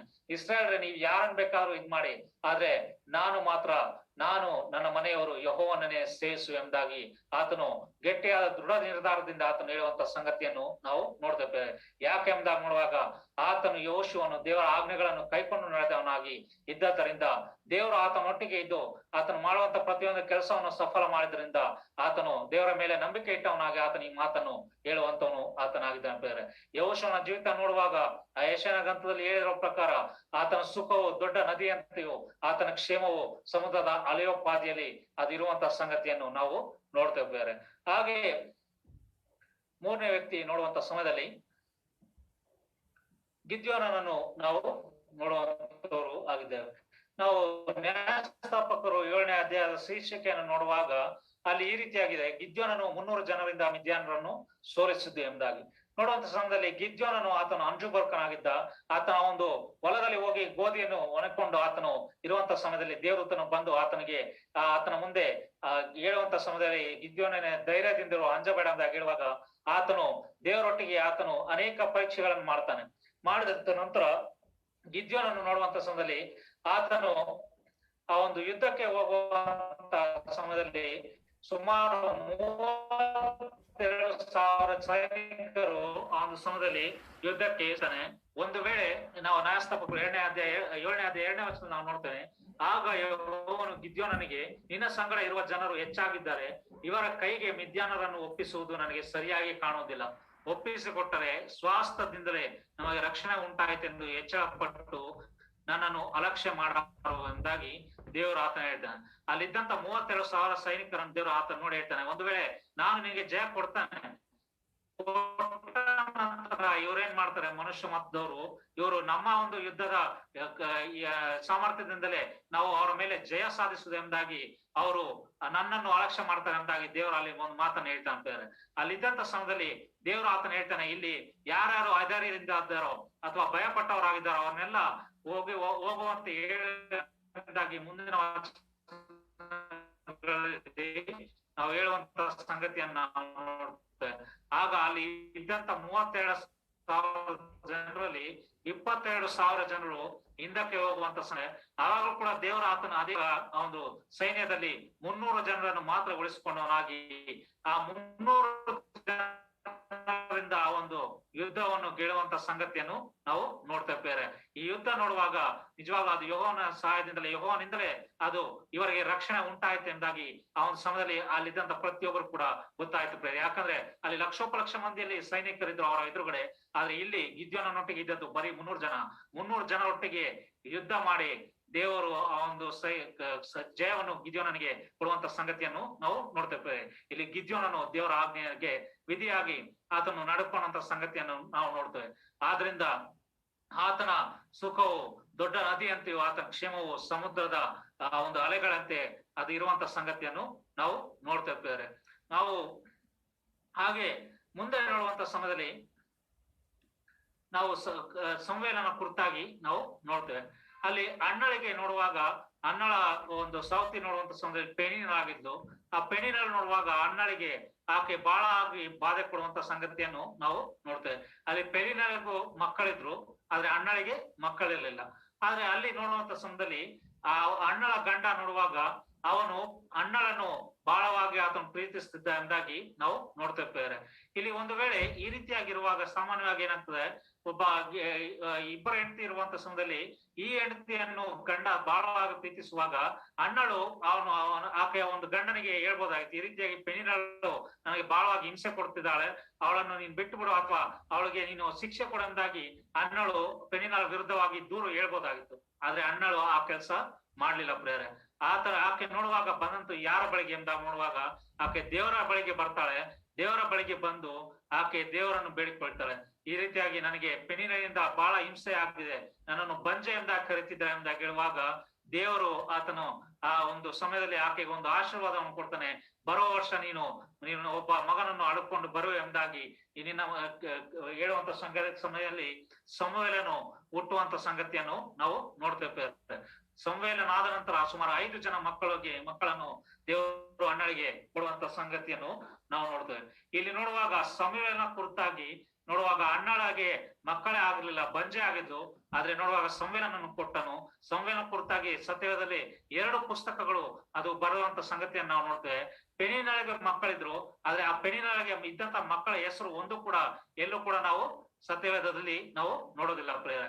ಆದ್ರೆ ಅಣ್ಣಳ ಮಗನನ್ನು ಹೆಸರು ನೋಡುವಾಗ ಸಂವೇದನ ಕುರಿತಾಗಿ 2 ಪುಸ್ತಕಗಳನ್ನು ಅಲ್ಲಿ ಬರುವಂತ ಸಂಗತಿಯನ್ನು ನಾವು ನೋಡ್ತೇವೆ. ನಾವು 1 ಸಮುವೇಲ 3ನೇ ಅಧ್ಯಾಯ 10ನೇ ವಚನ ನೋಡುವಾಗ ಯೆಹೋವನು ಪ್ರತ್ಯಕ್ಷನಾಗಿ ಮುಂಚಿನಂತೆ ಸಂವೇದನೆ ಅಂದನು. ಸಂವೇದನು ಅಪ್ಪಣೆ ಆಗಲಿ, ನಿನ್ನ ದಾಸನು ಕಾದಿದ್ದಾನೆ ಎಂದನು ಎಂದಾಗಿ ಇಲ್ಲಿ ನೋಡುವಾಗ ಸಂವೇದನು ಆತನ ಆಜ್ಞೆಗೆ ವಿಧೇಯನಾದ ಪ್ರಿಯರೇ. ನೋಡುವಾಗ ಆದ್ರಿಂದ ಸಂವೇದನೆಗೆ ದೊರಕದಂತ ಆಶೀರ್ವಾದ ನೋಡುವಾಗ ಆತನ ಕುರಿತಾಗಿ 2 ಪುಸ್ತಕಗಳು 1 ಸಮುವೇಲ 2 ಸಮುವೇಲ ಸತ್ಯವೇದದಲ್ಲಿ ನಮೂದಿಸುವಂತ ಸಂಗತಿಯನ್ನು ನಾವು ನೋಡ್ತೇವೆ. ಆತನ ದೊಡ್ಡ ಪ್ರವಾದಿಯಾಗಿ ಆತನು ಬರುವಂತ ಸಂಗತಿಯನ್ನು ನಾವು ನೋಡ್ತೇವೆ. ಯಾಕೆಂದ್ರೆ ನೋಡುವಾಗ ಸಂವೇದನು ದೇವರ ಆಜ್ಞೆಯನ್ನು ಆತನು ಅನುಸರಿಸಿ ನಡೆದ ಪ್ರಿಯರೇ. ಅಣ್ಣಳು ನೋಡುವಾಗ ದೇವರ ಬಳಿಗೆ ಹೋಗಿ ಆತನ ಆಜ್ಞೆಯನ್ನು ಕೇಳಿ ಆತನು ನಡೆದಂತ ಸಮಯದಲ್ಲಿ ಅಣ್ಣಳಿಗೆ ಆಕ ಮಗನ ಹೆಸರನ್ನು ಇಲ್ಲಿ ನಮೂದಿಸುವಂತ ಸಂಗತಿಯನ್ನು ನಾವು ನೋಡ್ತೇವೆ. ಆದ್ರೆ ಪೆಣಿನಳು ನೋಡುವಾಗ ಆಕೆಯ ಮಕ್ಕಳ ಹೆಸರು ಒಂದು ಕೂಡ ಇಲ್ಲಿ ನಮೂದಿಸಿರುವಂತ ಸಂಗತಿಯನ್ನು ನಾವು ನೋಡುವುದಿಲ್ಲ ಪ್ರೇರೆ. ಇದು ಸಂವೇದನೆಗೆ ಅಣ್ಣಳಿಗೆ ಬಂದಂತ ಆಶೀರ್ವಾದ ಇದಾಗಿದೆ ಪ್ರೇರೆ. ಮತ್ತು ನೋಡುವಾಗ ನಾವು ಇಬ್ರಿಯರಿಗೆ ಬರೆದ ಪತ್ರಕ್ಕೆ 13ನೇ ಅಧ್ಯಾಯ 5ನೇ ವಚನ ನಾವು ನೋಡ್ತೇವೆ. ದ್ರವ್ಯಾಶ ಇಲ್ಲದವರಾಗಿರಿ, ನಿಮಗಿರುವುಗಳಲ್ಲಿ ತೃಪ್ತರಾಗಿರಿ, ನಾನು ನಿನ್ನನ್ನು ಎಂದಿಗೂ ಕೈ ಬಿಡುವುದಿಲ್ಲ, ಎಂದಿಗೂ ತರೋದಿಲ್ಲ ಎಂಬುದಾಗಿ ದೇವರು ತಾನೇ ಹೇಳಿದ್ದಾನೆ. ನೋಡುವಂತ ಸಮಯದಲ್ಲಿ ಸುಮಾರು 5 ಜನ ವ್ಯಕ್ತಿಗಳನ್ನು ನಾವು ನೋಡ್ತಾ ಬಂದು 5 ಜನರು ಕೂಡ ಅವರು ದೇವರ ಆಜ್ಞೆಗಳಿಗೆ ವಿಧೇಯರಾಗಿ ಅವರು ನಡೆದುಕೊಂಡು ಬಂದಂತ ನಿಮಿತ್ತ ಜೀವಿತದಲ್ಲಿ ನೋಡುವಾಗ ಅವರಿಗೆ ಸಮಾನವಾಗುವಂತ ಸಂಗತಿ ಮತ್ತು ಅವರು ಸಮರ್ಥ ಬಂದು ಬೇರೆ. ಹಾಗೆ ಇಲ್ಲಿ ದೇವರು ನಮಗ್ ಕೂಡ ಹೇಳ್ತಾನೆ, ದ್ರವ್ಯಾಶ ಇಲ್ಲದವರಾಗಿರಿ, ನಿಮಗಿರುವುಗಳಲ್ಲಿ ತೃಪ್ತರಾಗಿರಿ, ನಾನು ನಿನ್ನನ್ನು ಎಂದಿಗೂ ಕೈ ಬಿಡುವುದಿಲ್ಲ, ಎಂದಿಗೂ ತೊರೆಯುವುದಿಲ್ಲ ಎಂಬುದಾಗಿ ದೇವರು ತಾನೇ ಹೇಳಿದ್ದಾನೆ. ಅಲ್ಲಿ ಆ ಮಾತನ್ನು ನೋಡುವಾಗ ದೇವರು ತಾನೇ ಹೇಳಿದ್ದಾನೆ ಎಂದಾಗ ಹೇಳುವಾಗ ದೇವರು ಆತನು ಕೊಟ್ಟಂತ ಮಾತನ್ನು ಆತನು ಹೇಳಿದಂತ ಮಾತನ್ನು ಎಂದಿಗೂ ಕೂಡ ಹಿಂದಕ್ಕೆ ತೆಗೆದುಕೊಳ್ಳುವಂತ ವ್ಯಕ್ತಿ ಆತನಲ್ಲ ಪ್ರೇರೆ. ನಾವು ಮನುಷ್ಯರು 2 ಮಾತಿನವರು. ನಾವು ಒಂದು ಮಾತನ್ನು ಹೇಳಿ ಮತ್ತೊಂದು ಕ್ಷಣದಲ್ಲಿ ಆ ಮಾತನ್ನ ನಾನು ಆಡ್ಲಿಲ್ಲ ಎಂದಾಗ ಹೇಳ್ತೇವೆ. ಆದ್ರೆ ದೇವರು ನೋಡುವಾಗ ಆತನು ಹೇಳಿದಂತ ಮಾತು, ನಾನು ನಿನ್ನನ್ನು ಎಂದಿಗೂ ಕೈ ಬಿಡುವುದಿಲ್ಲ, ಎಂದಿಗೂ ತೊರೆದಿಲ್ಲ ಎಂದಾಗ ಆತನು ಹೇಳ್ತೇವೆ. ಒಂದು ವೇಳೆ ನಾನು ಎಂತದೇ ಕಷ್ಟ ಸಂಕಟ ಹಿಂಸೆಯಲ್ಲಿ ಇರ್ಬೋದು, ಆತನು ನನ್ನನ್ನು ಎಂದಿಗೂ ಕೂಡ ಕೈ ಬಿಡುವುದಿಲ್ಲ, ತೊರೆದಿಲ್ಲ. ಯಾವಾಗ ಎಂದಾಗ ನೋಡುವಾಗ ಆತನ ಆಜ್ಞೆಗಳನ್ನು ಕೈಕೊಂಡು ಅನುಸರಿಸಿ ನಡೆಯುವಂತ ಸಮಯದಲ್ಲಿ, ಆತನ ಆಜ್ಞೆಗಳನ್ನು ಕೈಕೊಂಡು ನಡೆಯುವಂತ ಸಮಯದಲ್ಲಿ ನಮ್ಮ ಸುಖವು ಅದು ದೊಡ್ಡ ನದಿಯಂತೆಯೂ ನಮ್ಮ ಕ್ಷೇಮವು ಸಮುದ್ರದ ಅಲೆಯೋಪಾದಿಯಲ್ಲಿ ಇರುವಂತ ಸಂಗತಿ ಅದಾಗಿದೆ ಬೇರೆ. ಹಾಗೆ ನೇಮಿಯ 9ನೇ ಅಧ್ಯಾಯ 17ನೇ ವಚನ ನೋಡುವಾಗ ಇಲ್ಲಿ ನೇಮನ ಕುರಿತಾಗಿ ನೋಡುವಂತ ಸಮಯದಲ್ಲಿ, ನೀನಾದರೂ ಪಾಪಗಳನ್ನು ಕ್ಷಮಿಸುವನು, ಕನಿಕರ ದಯವುಳ್ಳವನು, ದೀರ್ಘ ಶಾಂತನು, ಕೃಪಾಳುವು ಆಗಿರುವ ದೇವರು, ನೀನು ಅವರನ್ನು ಕೈ ಬಿಡಲಿಲ್ಲ ಎಂದಾಗಿ ನೇಮಿನ ಹೇಳುವಂತ ಸಂಗತಿಯನ್ನು ನಾವು ನೋಡ್ತಿದ್ದೇವೆ. ನೇಮಿಯ ನೋಡುವಾಗ ಆತನು ಕೂಡ ದೇವರ ಆಜ್ಞೆಯನ್ನು ಕೈಕೊಂಡು ನಡೆದ. ಆ ಒಂದು ಸಮಯದಲ್ಲಿ ಆತನು ಬರುವಂತದ್ದು, ನೀನಾದರೂ ಪಾಪಗಳನ್ನು ಕ್ಷಮಿಸುವವನು, ಕನಿಕರ ದಯೆಗಳುಳ್ಳವನು, ದೀರ್ಘ ಶಾಂತನು, ಕೃಪಾಳು ಆಗಿರುವ ದೇವರೆಂದಾಗಿ. ನಮ್ಮ ದೇವರು ನೋಡುವಂತ ಸಮಯದಲ್ಲಿ ಆತ ನಮ್ಮ ಪಾಪಗಳನ್ನು ಕ್ಷಮಿಸುವವನು, ಅಷ್ಟು ಮಾತ್ರವಲ್ಲದೆ ನಮಗೆ ಕನಿಕರ ದಯೆ ತೋರಿಸುವವನು, ದೀರ್ಘ ಶಾಂತನು, ಕೃಪಾಳು ಆಗಿರುವಂತ ದೇವರು ಆತನಾಗಿದ್ದಾನೆ. ಆತನು ನನ್ನನ್ನು ನಿನ್ನನ್ನು ಎಂದಿಗೂ ಕೂಡ ಕೈ ಬಿಡದೆ ಇರುವಂತ ದೇವರು ಆತನಾಗಿದ್ದಾನೆ. ಯಾವಾಗ ಎಂದಾಗ ನೋಡುವಾಗ ನಾನು ನೀನು ಆತನ ಆಜ್ಞೆಗಳನ್ನು ಕೈಕೊಂಡು ನಡೆಯುವಂತ ಸಮಯದಲ್ಲಿ. ಹಾಗೆ ಯೆಶಾಯ 30ನೇ ಅಧ್ಯಾಯ 18ನೇ ವರ್ಷದಲ್ಲಿ ನಾವು ನೋಡ್ತೇವೆ, ಹೀಗಿರಲು ಯೆಹೋವನು ನಿಮಗೆ ಕೃಪೆ ತೋರಿಸಬೇಕೆಂದು ಕಾದಿರುವನು, ನಿಮ್ಮನ್ನು ಕರುಣಿಸಬೇಕೆಂದು ಉನ್ನತವಾಗಿ ಕಾಣಿಸಿಕೊಳ್ಳುವನು. ಯೆಹೋವನು ನ್ಯಾಯ ಸ್ವರೂಪನಾದ ದೇವರು, ಆತನಿಗಾಗಿ ಕಾದಿರುವವರೆಲ್ಲರೂ ಧನ್ಯರು ಎಂದಾಗಿ. ಇಲ್ಲಿ ಯೆಶಾಯನು ಬರ್ತಾನೆ, ಯೆಹೋವನು ನಿಮಗೆ ಕೃಪೆ ತೋರಿಸಬೇಕೆಂದಾಗಿ ಕಾದಿರುವನೆಂದಾಗಿ. ನೋಡುವಾಗ ದೇವರು ನಮಗೋಸ್ಕರ ಆತನ ಕಾದಿರುವಂತ ದೇವರು ಆತನಾಗಿದ್ದಾನೆ ಪ್ರಿಯರೇ. ನಾನು ನೀನು ಒಂದು ವೇಳೆ ಆತನಿಂದ ದೂರ ಹೋದ್ರು ಕೂಡ ನಮ್ಮನ್ನು ಕೈ ಚಾಚಿ ಕರೆಯುವಂತ ದೇವರು ಆತನಾಗಿದ್ದಾನೆ. ನನ್ನ ಮಗನೇ, ನನ್ನ ಮಗಳೇ, ನನ್ನಿಂದ ದೂರ ಹೋಗಬೇಡ, ನನ್ನ ಹತ್ತಿರಕ್ಕೆ ಬಾ ಎಂದಾಗಿ ನಮಗೋಸ್ಕರ ಕಾದಿರುವಂತ ದೇವರು ಆತನಾಗಿದ್ದಾನೆ ಪ್ರಿಯರೇ.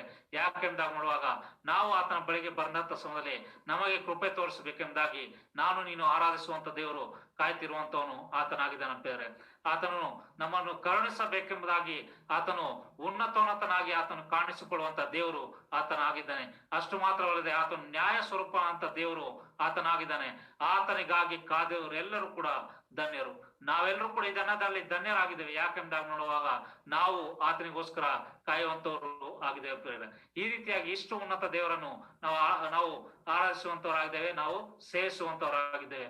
ಈ ರೀತಿಯಾಗಿರುವಾಗ ನಾವು ಆತನ ಆಜ್ಞೆಗಳನ್ನು ಕೈಕೊಂಡು ನಡೆಯುವುದಾದ್ರೆ ನಮ್ಮ ಸುಖವು ಅದು ದೊಡ್ಡ ನದಿಯಂತೆಯೂ, ನಮ್ಮ ಕ್ಷೇಮವು ನೋಡುವಾಗ ಅದು ಸಮುದ್ರದ ಅಲೆಯೋಪಾದಿಯಲ್ಲಿ ಅದು ಇರುವಂತದ್ದು ಆಗಿದೆ ಬೇರೆ.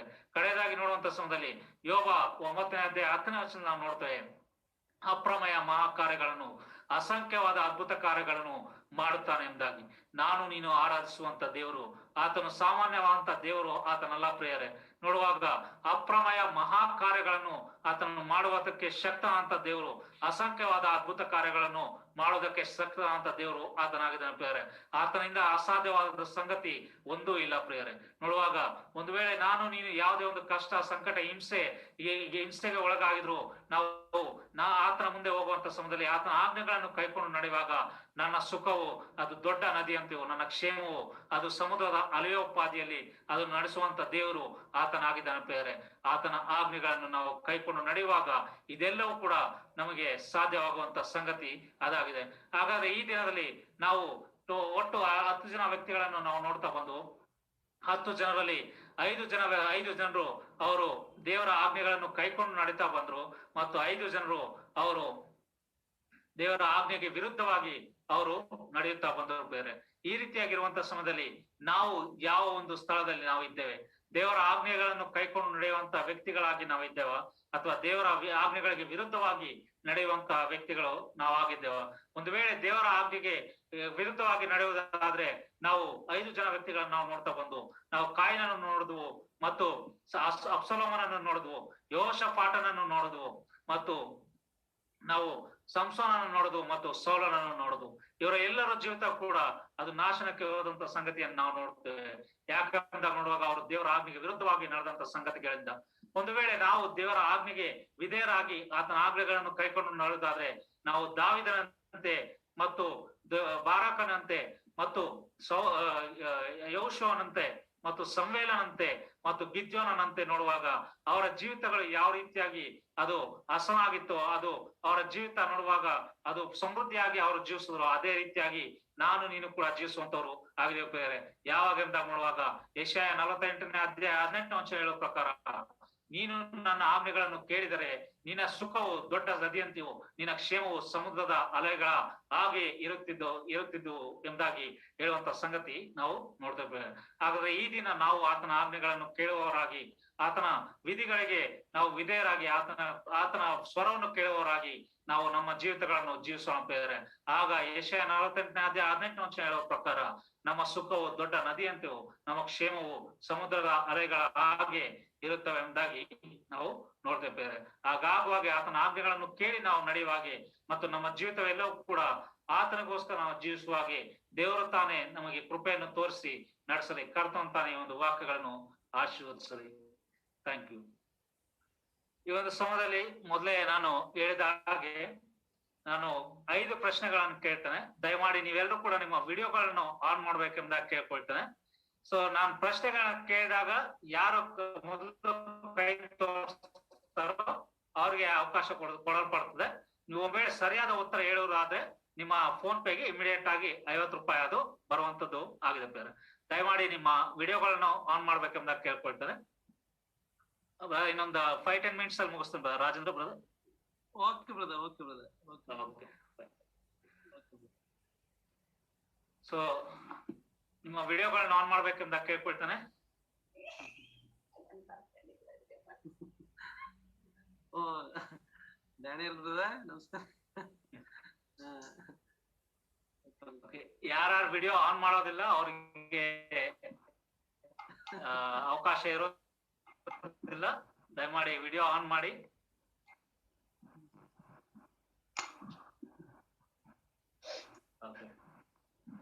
ಈ ಒಂದು ಸಮಯದಲ್ಲಿ ನಿಮ್ಮ ಮೊದಲನೇ ಪ್ರಶ್ನೆ, ಬಹು ದುರಾಚಾರಿಯಾದ ಅರಸನು ಯಾರು?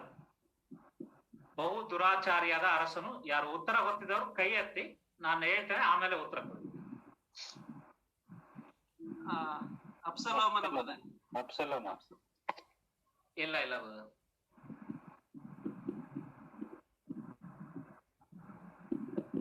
ಅಬ್ಸಲೋಮ ತಪ್ಪು ಉತ್ತರ. ಆಹಾಜನು ಬ್ರದರ್, ಆಹಾಜನು. ಕರೆಕ್ಟ್. ಆಹಾಜನು ಸರಿಯಾದಂತ ಉತ್ತರ. ರಾಜೇಂದ್ರ ಅವರಿಗೆ ಬಹುಮಾನ ಬಂದಿದೆ ಸರ್. ನಿಮ್ಗೆ ಫೋನ್ ಪೇಗೆ ನಾನು ಅಮೌಂಟ್ ಹಾಕ್ತೇನೆ. ಸೊ ಎರಡನೇ ಒಂದು ಪ್ರಶ್ನೆ, ಗಿದ್ಯೋನನ ಸಂಗಡ ಇದ್ದಂತ ಸೈನ್ಯ ಎಷ್ಟು ಜನ? ಗಿದ್ಯೋನನ ಸಂಗಡ ಇದ್ದಂತ ಸೈನ್ಯ ಎಷ್ಟು ಜನ ಇದ್ರು ಗಿದ್ಯೋನನ ಜೊತೆ? ಉತ್ತರ ಗೊತ್ತಿರೋರು ಕೈ ಎತ್ತಿ. 300 ಜನರು. ಉತ್ತರ ಗೊತ್ತಿರೋರು ಕೈ ಎತ್ತಿ, ನಾ ಹೇಳ್ತೇನೆ ಆಮೇಲೆ ಉತ್ತರ ಕೊಡಿ. 300 ಬ್ರದರ್, 300. ಮೊದಲೇದಾಗಿ ಮೊದಲೇದಾಗಿ ಇದ್ದಂತ ಜನರು ಎಷ್ಟು? 1 ಲಕ್ಷ ಚಿಲ್ಲರೆ ಬ್ರದರ್. ಇಲ್ಲ, ತಪ್ಪು ಉತ್ತರ. 1 ಲಕ್ಷ. ಪ್ರಜ್ವಲ್ ಕೈ ಎತ್ತಿ ಯಾರು? ಆನ್ಸರ್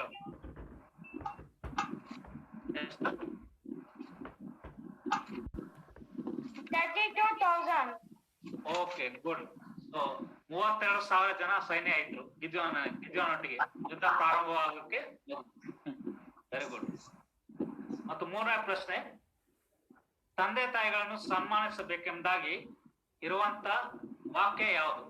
ರೆಫರೆನ್ಸ್ ಬೇಕು. ನಿನ್ನ ತಂದೆ ತಾಯಿಗಳನ್ನು ಸನ್ಮಾನಿಸಿ ಎಂಬುದಾಗಿ ನಾನು ವಾಕ್ಯ ತೋರಿಸಿದೆ ಆಗ್ಲೇ. ಆ ರೆಫರೆನ್ಸ್ ಯಾರು ಹೇಳ್ತಿದ್ರು?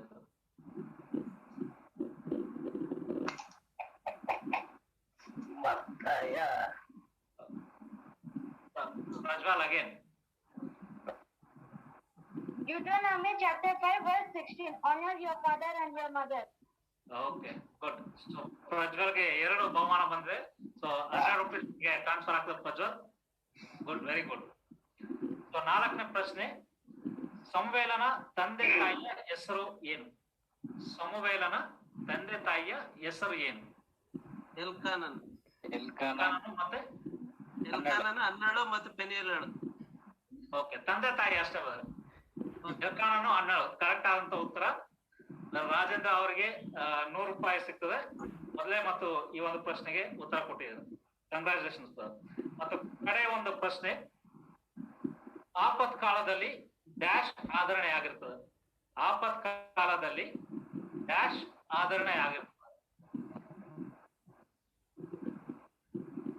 ಆಪತ್ ಕಾಲದಲ್ಲಿ ಏನು ಆಧರಣೆ ಆಗಿರ್ತದೆ? ದೇವರ ವಾಕ್ಯ ಬ್ರದರ್. Okay, very good. ದೇವರ ನುಡಿ. ಸೊ ಕರೆಕ್ಟ್ ಅಂತ ಉತ್ತರ. ಸೊ ರಾಜೇಂದ್ರ ಪ್ರಸಾದ್ ಅವರು ಈ ದಿನ 3 ಉತ್ತರಗಳನ್ನು ಕೊಟ್ಟಿದ್ದಾರೆ. ಅವ್ರಿಗೆ 150 ರೂಪಾಯಿ ನಿಮ್ಮ ಫೋನ್ ಪೇಗೆ ಟ್ರಾನ್ಸ್ಫರ್ ಮಾಡ್ತಾನೆ ಬ್ರದರ್. ಮತ್ತು ಪ್ರಜ್ವಲ್ 2 ಉತ್ತರಗಳನ್ನು ಕೊಟ್ಟಿದ್ದಾರೆ, ಅವ್ರಿಗೆ 100 ರೂಪಾಯಿ ಟ್ರಾನ್ಸ್ಫರ್ ಮಾಡ್ತಾನೆ. Okay, thank you.